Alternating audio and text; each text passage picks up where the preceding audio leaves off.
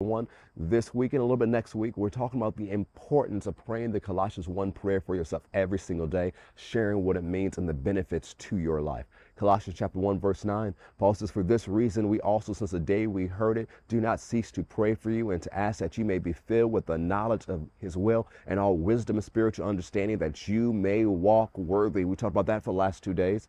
Fully pleasing him, being fruitful in every good work. Let's hone in on this phrase. Fully pleasing him, being fruitful in every good work. Because sometimes we see some good works work and other ones like, well, I tried. But God really wants us to fully please him in every area of our life, so that lets you know it's possible. A lot of people say, well, it's not possible. I can't fully please God with my life. I can only do a little bit this. He said, well, I'm just an old sinner saved by grace. That's an oxymoron. Once you're born again, you're not an old sinner. You're saved by grace. It is possible to fully please God in every area of your life. And part of that is being fruitful in every good work. So before you say, oh, it's not possible for me, go ahead, put in the chat, say that's possible. Go ahead, say out loud, put it in the chat, say that's possible. Come on, say it out loud, put it in the chat or the comments. If you're watching a place there's a chat section or comment section, say that's possible. It is possible for you to be fruitful in every good work. And that's what God wants for your life. Go with me to John 15. Notice what Jesus said about this in John 15.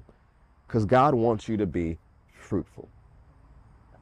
John 15, verse 1. Jesus says, I am the true vine, and my Father is the vine dresser. Every branch of me that does not bear fruit, he takes away. And every branch that bears fruit, he prunes, that it may bear more fruit.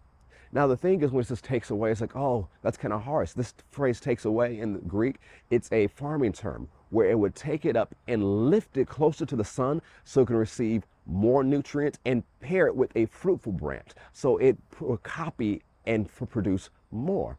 If you're bearing fruit, God wants you to bear more. If some of your good works are producing, God wants all your good works to produce. And he's going to set you up so that you can always produce more, because he is the vine dresser. And he says, every branch that bears fruit, he prunes it that it may bear more fruit. Well, how does God prune us? Does he send bad times to test us? No, that's not how God prunes. How does he prune? Verse 3 tells us, you are already clean. That word clean is the same word for prune in the Greek. You are already cleaned or pruned because of the word which I've spoken to you.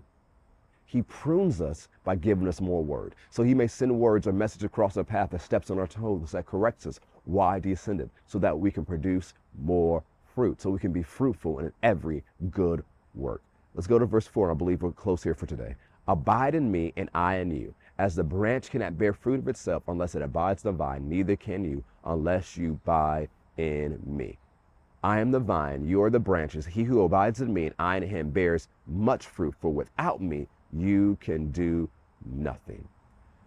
What's the secret of bearing much fruit? Staying connected to Jesus.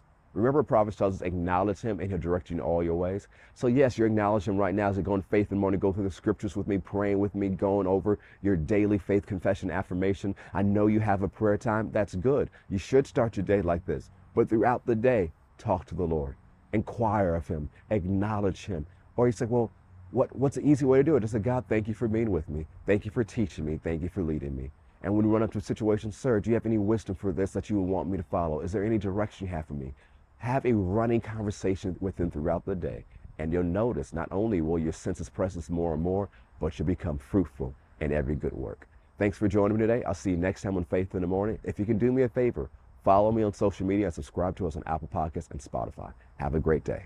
God bless.